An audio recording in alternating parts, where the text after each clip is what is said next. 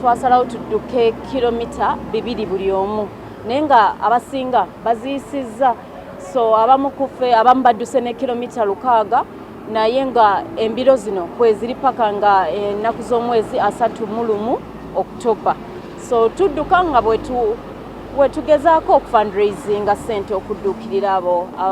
abakoseddwa COVID-19 so olunaku lwaleero wetukuŋŋaanye bulijjo buli omu addukira waabwe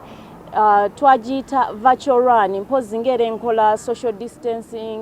okugezaako obutabeera nga tuddukira wamu buli omu abadde addukira waabwe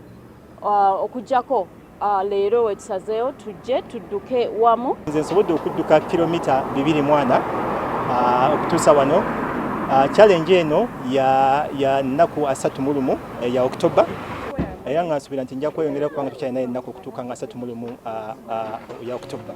So kyengezako okubagamba nti buno gyendi bulamu yenkola yange ya bulijjo nfuba okulaba nti nzibuka kilomita nga 10 buli lunaku ekintu ekiri ekirungi eri obulamu bw'omuntu ate era n'okuba kakati mu ngeri ng'efaanana ng'eno tugezaako okuyamba embeera eriwo ya COVID kale ate era nga ffenna tumanyi nti engeri emu y'okwetangira mu COVID ye exercise.